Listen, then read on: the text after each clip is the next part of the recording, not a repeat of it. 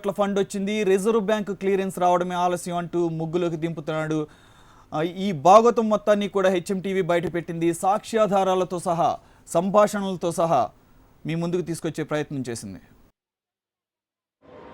Social organisation నుంచి డబ్బు వచ్చింది. కాలిఫోర్నియా నుంచి వచ్చినాయి. దాదాపుగా ప్రాజెక్ట్ ఏంటంటే గుంటూరు జిల్లా ప్రాజెక్ట్. నేను అప్పుడు వెంచర్లు చేస్తున్నా, అక్కడ హైదరాబాద్ ఇండిపెండెంట్ అవుతున్నాయని మేడ్చల్లో చేస్తున్నా, అన్ని ఏరియాలో ఉన్నాయి, సిండికేట్లో ఉన్నాయి, మామూలుగా ఉన్నాయి.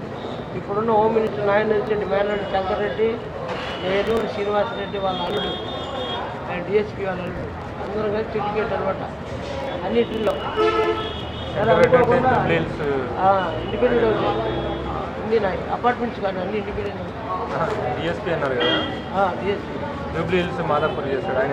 ఇప్పుడు అక్కడ ఆయన రూరల్లో ఉంటాడు, ఇక్కడ లేదు. ఉన్నాడు. అయితే ఈ వెంచర్లు చేస్తామని ఈయన వచ్చారు. ఈ ప్రాజెక్టుకి డబ్బులు పెట్టుబడి పెట్టాలి, మీరు రావాలని.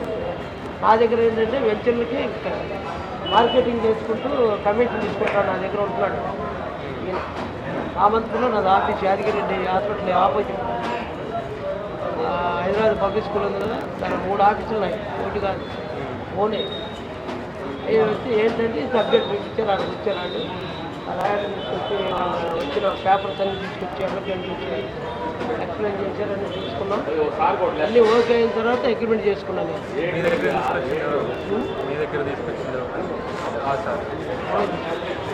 గుంటూరుది ఒంగోలు హెడ్ మాస్టర్ ఆయన. ఒంగోలు హెడ్ మాస్టర్ ఆయన డబ్బులు లేక నా దగ్గరకు వచ్చారు. సబ్జెక్ట్ వచ్చి గుంటూరు ప్రాజెక్టు తెచ్చిందేమో ఒక బ్లైండ్ ప్రాజెక్ట్ తెచ్చుకుని బ్లైండ్, ఆయన దగ్గర రూపాయి లేదు. వాళ్ళకి ఇస్తారు కదా, మిషనరీ తరఫున ఇచ్చారు. జనరల్ ఫండ్స్, క్రిస్టియన్ ఫండ్స్ కాదు, జనరల్ ఫండ్స్ ఇచ్చింది వాళ్ళేగా అమెరికా. అమెరికా క్రిస్టియన్ కింద ఇచ్చారు. దానికి నేను వచ్చాను. అయితే నాకు చెప్పింది ఏంటంటే 5-6 నెలలు టైం పట్టింది. 5-6 నెలలు అంటే సరే అనుకున్నా పెట్టుబడి పెట్టి. ఈలోగా దానికి మెయిన్ క్యాండిడేట్ ఒక ఆయన ఉన్నాడు, కొలీగ్స్ ఒక ఆయన ఉన్నాడు, హెడ్ ఒంగోలు నుంచి వచ్చాడు. మెయిన్ ఆయన అనమాట. అసలు ఆయన కలపడానికి ఆయన మెయిన్, ఆయన ఈయనకి అసలు ఆయనకేమో ఆయన హార్ట్ అటాక్ అయితే చనిపోయాడు. బాధ్యత అంతా నా మీద పడింది. మీరు చేయండి, మీరు తీసుకోండి. అప్పుడు నేనేం చేశాను, ప్రాజెక్టు నా పేరు వచ్చి 9,40,00,000 ఇన్వెస్ట్ చేసి ప్రాజెక్టులో ఉన్న వెళ్ళాను కదా, అన్నీ ఆపేసుకొని వచ్చి వాటాలు వాళ్ళకి పెంచి నా డబ్బులు తీసుకొని వచ్చాను. శంషాబాద్లోనే నా వాటా ఉంది 62 ఎకరాల్లో. ఇంకేదో తీసేసుకొని వచ్చా. అంటే అప్పుడు రెండోసారి రాజశేఖర రెడ్డి గారు ఫస్ట్ గెలిచి సభలో వచ్చా. అర్థంగా ఇక్కడ స్టాండర్డ్ అయిపోయి ఇప్పుడు బాగా నడుస్తుంది. ఆ మధ్యలో ఆయన ఉండగా నడిచిందిగా. ఇదంతా నేనే ఎత్తుకున్నాను. నాకు 1,50,000 కోట్లకి నాకు ఇచ్చారు. 1,00,000 కోట్లు ప్రజలు దానం చేయాలి. 1,00,000 కోట్లకి ప్రజలు దానం చేయాలి. సేవా కార్యక్రమం 50,000కి పెట్టుబడి పెట్టిన వాళ్ళకి, అప్పులు తెచ్చిన వాళ్ళకి ఇవ్వాలి.